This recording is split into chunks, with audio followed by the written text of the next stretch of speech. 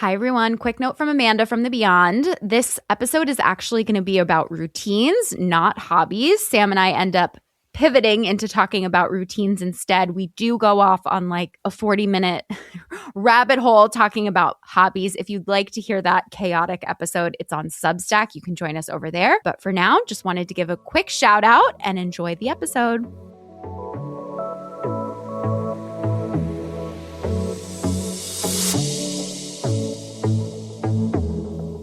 Hi, everyone. Welcome back to the Nuanced Needed podcast. I'm Amanda White. And this is Sam Dalton. And things are terrible in the world, so we're going to talk about hobbies today. That's my segue. Things are awful. Just look outside. It's very stressful. And actually, that's, I think, what's so like weird, right? Is unless you live in Minneapolis or you are literal, like, it's not outside. It's on our phones. It's in the world. It's in the world. It's very disorienting, I feel like, going outside and being like, things are fine. But then I look in this black box and things are terrible. And things are horrible. And if you are in Minneapolis, like, please know that our hearts are with you. I'm thinking of you, honestly, every day. I mean, just want to call attention to that like what's happening is absolutely atrocious, and some of the most un-American shit I never thought I would see in my life happen here. And I think that's been, I think the word for me is like, I've been spiraling a little bit, but it's been like heartbreak. Like, I feel really, really sad. I feel really sad, truly, about like what people are going through and what's happening, and just how we're trapped in this upside down. I think everybody is grappling with this chronic problem in this chronic era that we're all living through. And if you're sad, it's because it's sad. Yeah, no, I agree with you. I think, I was listening to Heather Cox Richardson, who is obviously an American hero and just amazing. I think coming at it, and you talk about this a lot, Sam, from like a historical perspective is something that can be really helpful because it can remind us that things change, things move on. America is not the center of the world. There are other things happening. We got lucky in a lot of certain ways, like especially if you're a white person, we got really lucky in terms of obviously privilege, but also just like this idea that America is so good and righteous is this fallacy a bit. And especially Heather was talking about yesterday when she was doing like a chat. She was talking about how, even the founders of America had a lot of exceptionalism in them, that they thought that they were better than other people and that they were the right people to govern, while obviously democracy is extremely American. And I think you and I are both aligned and agree on that's what's inspiring about America, is moving towards a more perfect union, moving towards more equity, and moving towards a place where we actually fulfill on the promises of things. But also, it's important to remember how much exceptionalism is just baked into America, how much us thinking that we can do whatever we want and that certain people should have more power than other people is so fundamental at the same time, which is sad, but it's also relieving, sort of. I don't know if that's the appropriate word. No, I like that you chose that word, because for me, history has been something, learning about it, understanding it, paying attention to it has been something that has helped ground me through just my life in general, because it's just something I genuinely find fascinating and interesting, and I really love it. But in this last, I would say during Trump's first term, and then in this past year, it's been helpful for me to see, and the reminder that I am someone who is extremely privileged. And I've done a lot of work to stop feeling shameful about that or embarrassed about that. It is not my fault. It's not something I've done inherently wrong, simply for the circumstances that I happen to be born into and my genetic makeup happening to be white. I did not wake up and choose that. I think I see a lot of people right now that are seem to be struggling to come to terms with how to embrace that part of themselves without feeling so much shame, the privileges that you have and the privileges that protect you. And with that being said, what I've tried to do as a result of recognizing that is understand that I, because of that, now have even more of a sense of a responsibility of being aware and being involved and donating when I can. I'm looking for opportunities in my local community to give back. With that said, like with my platform, I've been trying really hard to call attention to how do we do something? Like we've identified that this is problematic. How do we each utilize our own specific like interests and abilities and times and privileges essentially? And how do we individually contribute to a solution? How do we contribute to making things better? Even if it's not at the macro scale or the federal level or what have you, or even if it's not at your state level, how did you make someone's life on your street better? Yeah. Right? Like how did you help somebody in your kid's classroom? How did you just help a friend? If you have all of these values, and this is a question I asked to myself, so I'll just speak to myself. How can I sit there and say I have all of these values that I want to be generous and I want to be kind and I want to be loving and I want to be forgiving and I want to be all those things?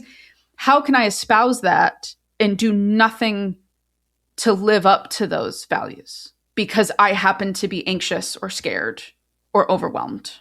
And I'm not, I really hope this isn't sounding like I'm talking down to anybody or I'm excusing it or I'm trying to say like I'm above any of this. It's not that. If anything, if you are also somebody that finds yourself kind of insulated in some ways, right? What are the comforts that you have that would allow you to be not so insulated?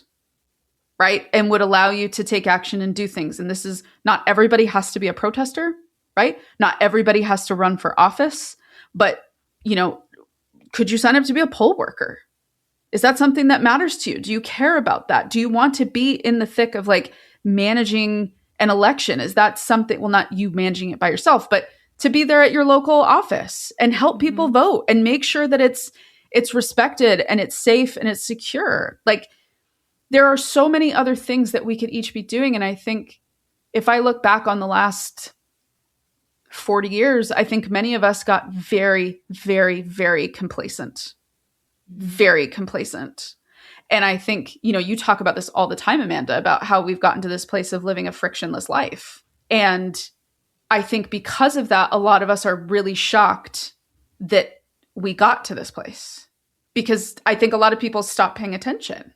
Yeah. And I think we were born into this belief that like America was done. Yes. Which again, literally. White people believed that, right? Yeah. Like yeah. I'm very clear on that. But yeah, I think that we didn't expect to be struggling for this or for this to happen. And I think that, you know, I think alongside everything you're saying, I always want to bring in like, right, none of what you're saying, Sam, is that you shouldn't feel sad or you shouldn't be impacted by it. Like we can have self-compassion and we need self-compassion and emotions right along with whatever we're feeling. I think a lot of what we talk about is like zooming out.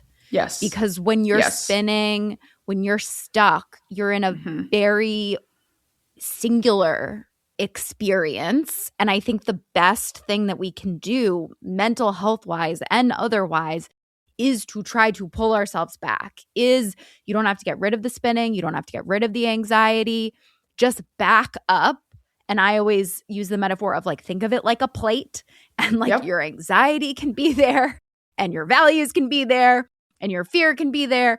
And you're not wanting to get out of bed can be there, and your devastation, like all of this is welcome and can be there, but the values are what should be driving your car. Yes. And that's clinically like taking action in alignment with what you care about is literally the best thing to do to stop spiraling, to get out of your head, bring compassion there as well. You don't have to do everything. You can't do everything. But I think so many of us are stuck in this place where we want to do everything. So we get so overwhelmed, so overloaded. We can't prioritize. We shut down and then we do nothing. And I think instead what we're trying to talk about is finding one small thing to do. And I think so many of us also tell ourselves like, well, it's not enough. It's not a big deal. It won't matter. Why bother? And it's like, I mean, we could go into a whole thing about how everything adds up and little things are worth doing, but also just from like a mental health perspective, again, feeling better, like you actually have the ability to feel a little bit better when you tap into the edges of your agency and you can figure out one small way to help. I could not agree more. And also, I think I spoke with Amanda Nelson of famed Amanda's Mild Takes, who is incredible. If you're not already following her, follow her, please. I did a Substack live with her. And one of the big things that I spoke about, and I was a little nervous to bring this up, and I didn't know how it was going to be received. Because there was like, on the live, I was quite surprised. There was like almost 500 people at one point. And I was like, if I say this, I could get absolutely annihilated. I was like, I could bring down the podcast. Like, what's going to happen? You never know. You never know. You never know. But what the big thing that I wanted to drive home, and again, everything that I say is a standard that I'm holding myself to. So I don't share it until I've tried to apply it in my own life. On the other side of this, and I know we're going to get to the other side of this because also Heather Cox Richardson says we're going to get to the other side of this, is that we need people who are well. We need people who are well, who are going to have perspective and values and a mission and a vision for where we go after this. And we are going to need people that are living authentically to the person that they want to be and to the community that they would like to have and to the change they would like to see happen around them. And you need a moderately regulated nervous system to do that. And to do that sometimes means that some days you are going to be able to reach out of yourself and help others and be there for other people and do things for others. And also you are going to have to take time to take care of you. And you have to find time to take care of your own life. And I know how much cognitive dissonance comes up when it feels like you're out and about taking care of your life and doing things for you and grocery shopping and doing your laundry and taking care of your appointments and going to the doctor and doing this and doing all that, paying your bills, going to work, while it feels like outside or in this other place that you see in your phone, it's all falling apart. And I know that that's jarring. And you still get to take care of your life. You need to. You need to. You have to. It's non-negotiable. You are not being selfish because you took time to pay your bills or because you cleaned your house or because you just went out to dinner. Like because you decided that you needed something to look forward to and you did something fun or that you gathered community and ended up having a really good time. You are not doing something bad or morally reprehensible because you do that. And I regret to inform you, and this is not a justification to what's happening because so much of what's happening is completely avoidable and 1000% a choice, a very concerted choice being made by not good people. Mm-hmm. However, since humans developed frontal lobes, bad things have been happening. People have been doing bad things to other people since the dawn of time. What's different is we know about it in real time as it happens all day, every day. To disengage from that so that you can take care of yourself, so that you can keep showing up, that is required right now. And to be so fierce and forceful with that is required right now. And I think that's why I wanted to bring up the privilege conversation a little bit, because when I see people who are upset, or I speak with people who are upset, or even when I've been upset myself, it does seem for some people to center around that, this guilt of like, well, I don't understand, like, I'm okay, but I don't want to be okay, but I don't, it's why am I doing this when other people are doing that? Well, I don't know. But you have to radically accept the position that you're in. And if you do know people that are impacted by this, you need to pull back and step up for them. If you know of people who are being directly impacted by this, who are threatened by this, who are not safe, how can you step up and step out for these people with the comforts that you have in your life? How can you maybe do a little bit more? And I can imagine, and I know this because it's true for me, taking that little bit of action, just like you brought up, even with the fear and everything else sitting next to you in the passenger seat, you will feel like you are actually in charge and in control and doing something that matters. If you allow yourself the chance to do that, whatever it looks like for you. And I am not saying this to be dismissive. Again, neither of us are. But this is just, I would even say this for anybody dealing with a personal tragedy. Like a personal tragedy that has nothing to do with the macro nonsense that's going on. Even for somebody that I would tell people, like when I worked in the emergency room and somebody had a family member tragically die, I would tell them that. I would tell the people around them, like, you guys have got to like pick up the pieces and take care of yourselves because this person is going to need it. It doesn't matter the circumstances. The circumstances feel more out of control because there is so little that we can do in a lot of situations. Like, for example, I could not get Trump on the phone and be like, what in the fresh fuck are you doing with Greenland right now, my guy? Like, what are we doing with this? I can't do that. But I can find organizations to donate to in Minneapolis. I can call your reps. You can call your reps. You can let them know how upset you are about what's happening. You can sign up. You can just go give canned food that you're not going to eat to your food bank. Like literally anything that feels like it lives up to your values and makes this place feel like it is at large living up to what we espouse to be as Americans. Is that our segue into hobbies? Look, we had to get that off of our chest, okay? There's a lot happening. But I think we're just trying to model. Yes, we can contain multitudes. Yes, we can. We're supposed to. We have to. You can have dark humor. Yes, and still cope. So with all that said, this is actually going to be a therapy session for Amanda because this is a really bad time for me for this, though, Sam, because my daughter has pink eye and I do too. So right, but this was a problem a week ago. So like. This is not. But I do think this is tied into the well conversation because sometimes I'm not well because I don't take care of myself. She doesn't. Can confirm. So, hobbies. Well, I feel like, Sam, before we talk about hobbies, or maybe we're going to pivot instead of talking about hobbies. I think a lot of what we're also circling around is routines and the importance of routine right now, given everything that's going on. And obviously hobbies are important and really great for your mental health, but I think routines sometimes like come first. And you are like the queen of routines. You have excellent routines. Yeah. Remember, I'm going to come for your hobby problem one day. Don't All right, worry, join listeners. us on Substack and Sam will diagnose me and we will do a whole I don't know if it'll be helpful, but come over to Substack and we're going to release one this week or next week about my hobby problem. We'll deflect to me and my rigid routines. I don't think they're rigid. No, they're really not. So here's what I do. And I also understand I am a single person who also works from home and I'm also able to control my own schedule. So like I understand I am in a little bit of a sweet spot when it comes to these things. However, I still work. I still have a lot of things to do outside of work, things that I'm working on. So I have to be aware of my time. So with that said, every single morning, almost, other than like here and there, I wake up.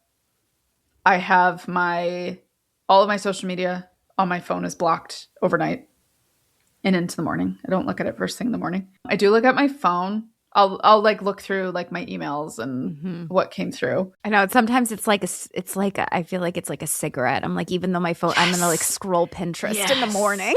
Yeah, I'm gonna scroll Substack and just kind of. I have to block Substack because I even though it's much better, I still sometimes get like too finicky on the notes.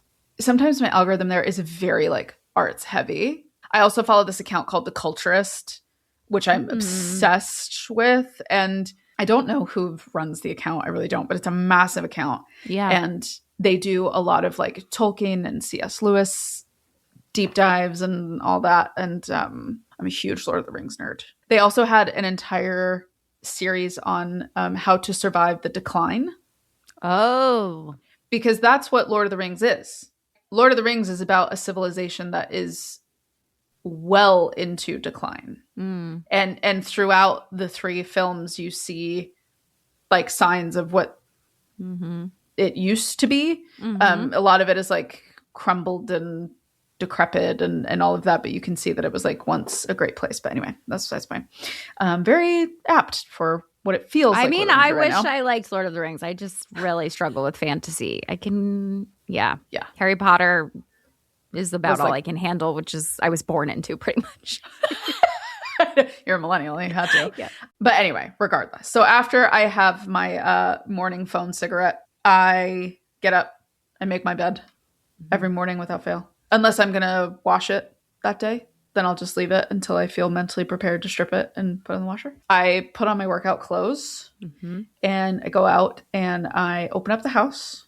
I open up all the windows, like the blinds and stuff. I listen to the daily if the podcast title doesn't cause me too much of a nervous system jump. Or if I feel like I want to listen to it. If not, I have a couple other podcasts that I might put on my Bluetooth speaker. And then I will make my pre-workout. What is the point of doing a pre-workout? I've never had a pre-workout. It's like caffeine. It's just like caffeine. Yeah. Oh, right, because you don't drink coffee. Right. Yeah. I'm sorry, I'm laughing because it's so silly. It's so Mormon of like, I'm not going to drink coffee in the morning, but I'm going to have caffeine powder that's pink blended into a drink. Leave me alone. I'm trying, okay? I know. I almost bought cold brew. Do not start with cold brew. See, I don't know what to do. Cold brew is like extra caffeinated. Oh, well, that's what I want. And it's extra strong coffee. Oh, okay. You should start with like a latte. Okay. All right. I'm working on it. I'm trying. No, I'm more laughing thinking about all of the people that are like, I'm doing such a good job of following. This is so mean. I'm sorry if anyone's Mormon, but like, I'm doing such a good job of following the rules when I'm drinking an energy drink in the morning instead of drinking coffee. It's just so funny to me. I will sometimes have Diet Cokes with my 10 a.m. clients. So like, What is swig if it is not that? What is swig? Swig is a drug. And I remember, and I sometimes miss it. The other day at the grocery store, I found Diet Dr. Pepper, and I was like, but did you do the like milk in it? That's what I cannot get over. The people that do the milk. What? No, my drinks were, I would sometimes just get a straight 32-ounce Diet Dr. Pepper. Hell yeah. With like extra ice. Or I would do Diet Coke, lime, and cranberry. That was really good. Is it a syrup or is it juice? So it's like they would actually like squeeze a lime and throw it in. Oh, okay. Well, that's good. And then the cranberry was like flavor. Yeah. Cranberry flavor. Also, what were the other ones that I would sometimes? They had some mean Mountain Dew drinks. Holy God. It was like Mai Tais, essentially. But I know some people struggle with like that level of sweet. So I think I'm so sensitive to it too, because when you're sober, like, and you used to drink, everyone's like, I can't wait to make you a mocktail. Here's some pineapple juice with grenadine in it. And it's no, that is a literal drink that has been served to me that a bartender has proudly served to me. And I'm like, this is disgusting. So literally last night I was like losing my mind because it was 9 p.m. and Peyton was on her, had been screaming nonstop in and out of bed. So I have this really disgusting fake tequila that's fake. Ooh. And I was just like, I want something really challenging to drink. And I've been really that is like my cigarette these days. Is I'm like, I can't drink, so I'm gonna make something that tastes fake tequila. Yeah, it's like shitty. Gross, sort of. Yeah. Yeah. See, that has never resonated with me. Well, if you've never had No. drank tequila, Sam. Just truly insane to me that you've never had tequila. We've really gone off the rails here, but I would be really, really frightened for everybody in my life who was around me if I ever drank for the first time. I've made the decision that I'm not going to. One, because my family history makes me absolutely terrified. And professionally, I've seen too much. I've seen enough. Have you gotten any? Probably not, because you're not an alcoholic. But I keep getting these ads for Whims. Have you heard of Whims? It's like marijuana in a packet that you can just crack, and they're like, this is the solution to dry January. I'm like, this feels aggressive. But see, I think weed smells absolutely atrocious. Yeah, I hate it. Agree. I hate it so much. Like walking around the streets in New York, I just hate it. Yeah. Believe it or not, we are starting to think about Valentine's Day gifts, which I know sounds absolutely absurd because you just finished thinking of Christmas gifts. But I am going to make it very easy for you. This is not the typical chocolate or the typical flowers, which, let's be honest, the chocolate is mid, the flowers eventually die. So I have the answer for you. And these are the Cozy Earth bamboo PJ sets and the Sutton PJ sets. Now, both of these sets, I have to be perfectly honest of, I have 3 pairs. I have 3 pairs of the bamboo PJ set alone. These are the most comfortable pajamas I have ever worn in my life, hands down. And the crazy thing is, these pajamas are made from the same exact fabric as their sheet set. And if you've ever touched this fabric, it is so luxurious. It is so soft. It is made from the viscose from bamboo. So it's a very unique texture. I really can't even describe the softness, if I'm being totally honest. But anytime I put on these pajamas, I feel like I am sleeping in the most luxurious circumstances possible in my own home. Now, the reason why I'm telling you about this is because from today that you're listening to this is January 27th, until February 8th, all of their pajama sets are BOGO, buy one, get one. And if you use our code, that is Nuance BOGO, you will ensure that you get the BOGO discount. So that's Nuance, Nuance BOGO, BOGO, put all together, Nuance BOGO for BOGO pajamas. You will not regret this. These are incredible. Celebrate love every day with comfort that makes the little moments count. I can't wait to hear what you guys think about these. Anyway, routines. Yes, I have my... You have your pre-workout. My judgy pre-workout, okay? But people have pre-workout with their coffee. That's why I was asking you. I was like, should I have pre-workout? Will it make me work out in the morning? I do have the tolerance of a buffalo when it comes to caffeine, truly. See, I've had to pull myself back because I just have too much anxiety for it these days. My nervous system is just so high from being around a child that shrieks. But I think you have a really high nervous system because you were in an ER and the way you grew up. I think you're just more of a tank with that, where I am like, how would I describe myself? I am like Bugs Bunny, I feel like, is how I am. I'm just like, that's good. That's good. Just not. I just feel like I'm walking on a wire. Yeah. And my ears stick up. And Mike's like, I really think this shouldn't impact you this much. And I'm like, I know, but I don't know what to do. And I feel like I'm not going to ever build my tolerance because I'm not going to have more than one child. So we're just you're like, I'm not going to live it again. So just whatever. I'm working on the coffee thing. Everybody. You don't have to do anything. No, because I want to. Because I want to feel normal. Because I don't feel normal. I know I'm not normal. I know I'm a broken little bird from a cult. You truly never have to drink coffee. And it I know. It's an acquired taste. The smell is intoxicating to me. The smell's beautiful. It's wonderful. The smell is the most beautiful thing I just think you could have a latte. I know. I know. You texted me like before you moved and were like, what coffee maker should I get? And I was like, you should get an espresso. So you can make an extra diluted latte. I actually believe your response was, you should try drinking coffee first. I think that's true. That was your first response. And I was like, very fair. Thank you. I mean, I would do that too. I am notorious for buying, I just bought a treadmill because I was like, oh my God, I need to buy a treadmill. This will help me walk and focus during the day. Thankfully, they had a very generous return policy because I didn't think about how big it was. And I was like, it's collapsible. It's huge. They're huge. Shout out to Echelon, who wonderfully gave me a full refund. I didn't even take it out of the box. I was like, because it was so big. Alarming. This is 200 pounds. I cannot move this anywhere. So, sorry. Yes. I think I wanted a walking pad. That's probably you need a walking pad. That's more of what I was looking for. You need a walking pad. I was like, well, if I'm going to have a walking pad, I may as well have a treadmill, and I may as well get a one that I can run really fast on because I'm such a good runner. She, in other words, just needs to move. That's what she's saying. She's not moving enough. Yes. Anyway, okay, so you go to the gym. I go to the gym, and then I go to the gym, and I do my thing. Yeah. And I come back and I get ready, and then I see my first clients. So that's like, that is my morning, which I think is why I think I would like the coffee thing, because of the routine of it.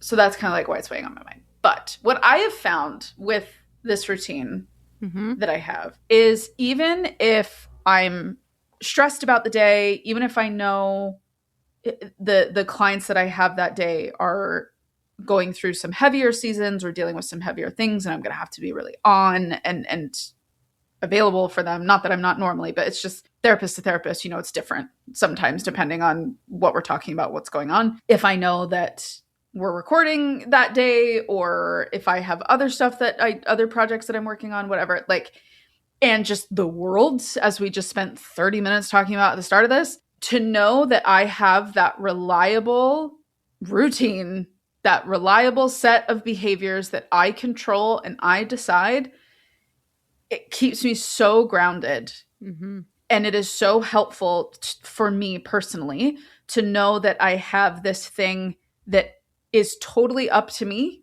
and I can change it depending on what I need, and I can keep it the exact same if that's what I feel I need. It really helps me to kind of have like a more grounded sense of control during the day. And it's not about fixing anything. I still have stressful days. I still have overwhelming days. I still have more anxious feeling days. But even if I've had what some would classify as like a quote unquote bad day, right? At night, I know like, okay, tomorrow I'm starting over. And I'm starting over with that same routine.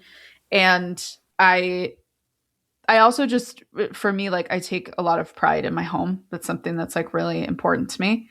And so at night, sometimes, you know, like you're too tired to kind of finish like fully cleaning up. And so in the morning, while I'm having my pre-workout and kind of like, you know, not kind of, whatever I've made for breakfast, I'll kind of eat that here and there. And then like I'll go around the house and kind of spruce stuff up, clean stuff up. And so that way I feel like I'm starting the day like in a clean space. And that's really helpful for me. I also know I have a much more manageably sized space, it being in an apartment. But yeah, I think I recommend to everybody, like, you need to get a routine of some kind. I don't care what this is. I don't care if it's like a 5-minute thing that you do. If you just need to go outside and like scream into a pillow, like that is a routine. And I think people overcomplicate it in thinking that it has to be something monumental, or now I have to get a cold plunge tub, or like I have to do this and I'm going to have to run 5 miles. Like, no, stop. It is not that. It is anything that helps you feel centered and feel put together, truly. Even if that's like, even if it's nothing else that you particularly do, even if it's just like how you get ready, right? Like the shower routine that you have.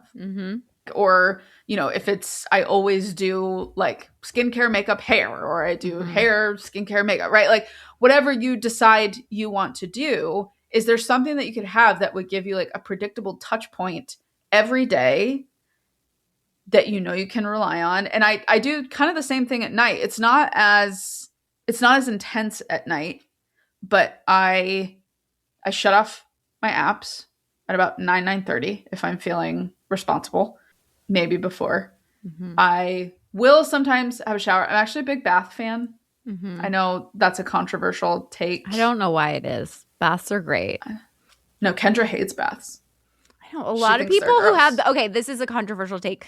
People who hate baths are very judgmental energy about that. I would agree. And that is like, my you're sister. not too good for a bath. Shut up. That is. If Kendra was in this house right now, I would tell her to come over and I would say that to her. And she'd be like, I know, I'm so judgy. Tee-hee. Like, that kid has the softest little facade and she will eviscerate people. Okay, do you want to hear my routine? Yes, of course I do. Yeah. What is your routine? I get into bad habits, so I'm always trying to fix my routine. But I wake up in the morning. If I haven't soaked my sheets being so sweaty, because lately I've been on and off sick so much, I feel like every night I'm like just sweating. So I have to like so wash. gross. I have to like this is so embarrassing. But I have to like air out my bed. That's happened to me. I'm like, I can't wash the sheets every day.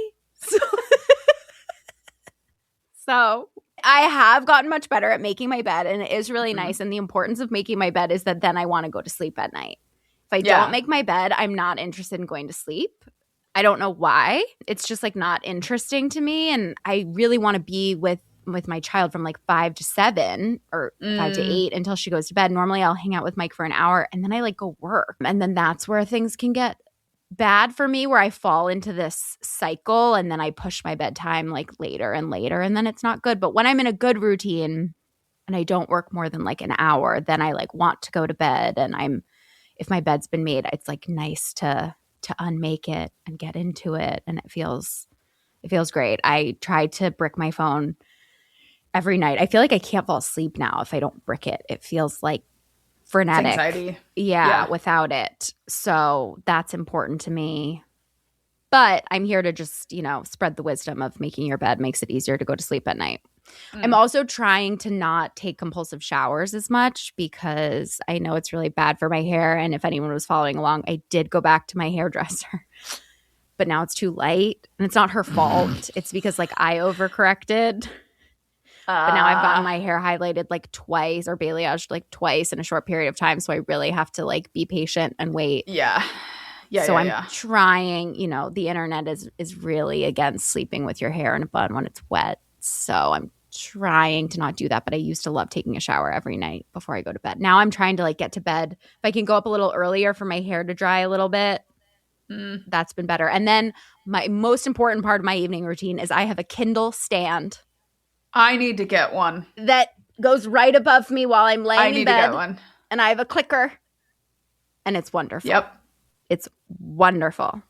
Because my nighttime routine is I'll sometimes shower, take a bath, and then... Oh, you could probably do it in the bath. That would be... Although it's kind of far away to have a Kindle stand. I hold it in the... I have a case that has like a hand thing in the back. Okay. So like I don't worry about like dropping it in the water. Yeah. So like I'll sometimes read in the tub. But then when I get into bed, I will play chess. Duolingo is teaching people chess. Oh. It has a whole chess thing. So I've been playing chess. And then I'll read. And that's how I go to sleep. I have like a very, and I think a lot of people will relate to this, my anxiety really kicks in at night. It kind of feels like when I lay down, like it gives my head permission to like come unhinged. And that's when my go-to, and I've found this is like the indication that like I need to reorder something in my life, because I found that the second I start questioning everything that I said with my clients, I'm like, oh, why am I trying to like perseverate on this thing that I can control? Like I'll notice like my brain will start to, I'll be like, oh, like you're not a very good therapist, and like you didn't do that right, and like maybe you were too casual with them, or like oh, they probably don't even want to like reschedule with you, or like blah blah blah blah, blah. Like kind of that's like the very easy off ramp for my brain to go to, and so I'll kind of pause and really think about it. And sometimes I'll be like, oh, it's because before you went to bed, you read about how like people are getting kidnapped in the street. Yeah. So that's probably bad. I really have to be cautious about like news before bed, because I used to be someone that like I would read it in bed, and I've had to really, really pull back on that because it's not good. That is a daytime activity for me. And I don't watch as many news videos anymore. I will read. Yeah, I try to read instead. I try to read, and I just... Threads is such a dangerous place for me. Oh, like, I can't go to Threads. Sometimes I get like hope core on it, and then I get like addicted to it, and then sometimes it's really bad. A lot of times it's both, and it's just, it's such a bad place for me. I can't even remember the last time I went to Threads. That place has become so toxic now to me. I don't enjoy it. Some people might, but I don't like it. Yeah, I think even these like little routines that we're sharing here is not necessarily because they're like particularly groundbreaking or novel. But I think what I wanted to drive home, even in like the hobbies conversation we were going to have, or like talking about routines instead, this can be simple. And I know for those of us, I'm holding all of our hands, we're in a big circle. Those of us who are ambitious, high achieving, perfectionistic, anxious, strung tight individuals, it can be really hard to have something be simple. because we assume that complicated means meaningful, Mm-hmm. right? Complicated means solution. And there's really not a solution to a lot of what's going on right now, other than time and collective effort. But I think if you are struggling, just as we talked about, like in the beginning of this, if you are struggling to feel tied or moored to anything and things are feeling like really all over the place, I would really encourage you to like look at your day and think of where you could start incorporating little things here and there that would help you feel steady. And I think something that I struggle with sometimes is people come back and it's like, well, I don't like anything, or it doesn't fix anything, or, well, I'm still anxious. And it's like, notice how nothing I've ever said about this says I don't struggle with anxiety. Yeah. Like, Or that this is a fix or a cure. Yeah. No, we're talking about survival skills here. Yeah. And we're talking about coping, and we're talking about managing. Don't overexert yourself in trying to take care of yourself. And I think that can become a place where we can trip up as well, and we make things too complicated and too time consuming, and it starts to feel too overwhelming, and then it doesn't work, and it becomes a self-fulfilling prophecy that self-care never works. And you got to be really real about where you're at and be honest with yourself about where you're at and where you have time during the day to create something of that ilk. Then you just follow through. And if it doesn't work, you can adapt and you can change it whenever the hell you need. Because this, like I said before, this is something that you can actually control. This is something that you can do that is for you, that isn't about anybody else. It is about taking care of you. I want to leave people with one thing I've been trying to do, which I just thought of now that I haven't been doing. So I'm going to make it something, my intention for the rest of the week. Whitney Goodman said the other day, right? Like she talks a lot about being a leader as a parent, and that's what you are, right? Like you're not responsible for everything that happens, but like it is your job as a parent to lead. And I've been trying to think about like being a leader in my own life, being a leader, I think about this in terms of like routines of like, you are the leader of your own life. And I think so many of us, myself included, especially in this time in my life, feel like life is just happening to us and we are just responding to what's happening to life, which is going to happen. But how can we sort of root ourselves in trying to, whether you have children, being a leader in your home, whether you are a single person, you get to be a leader in your own life. And that doesn't mean things won't be difficult or bad or you won't have anxiety, but it is a different energy to come from leading versus reacting. I think everything we were talking about with routines and boundaries, those support us in being the leaders that we want to be in our life. Let's go. Like I love that. I do. I find that really inspiring because I think we fucking need that right now. Like we need to allow ourselves to feel some type of hope, inspiration, motivation, purpose, because these dickheads have it, right? Why do all these people doing these horrible things with gusto and proudly, why do they get to run around with their horrific purpose and I don't get to run around with mine? It's ridiculous. All right. We know this was a journey. We hope that you got something along the way. If you want to hear the rest of this episode, which is sort of a therapy session where Sam is talking to me about hobbies, and we go off the rails and talk about like 900 other topics, including, as always, evolution and meaning of life, because that's where I always lead us back. Join us on Substack, nuanceneeded.substack.com. And as per usual, anything that you can do to get the word out about this little pod would be very much appreciated. If you could rate, review, share, subscribe. Also, just a reminder, Cozy Earth, 20% off, code NUANCE, NUANCE, the comfiest sheets and pajamas you'll ever wear in your life. All right, we'll see you next week. Bye.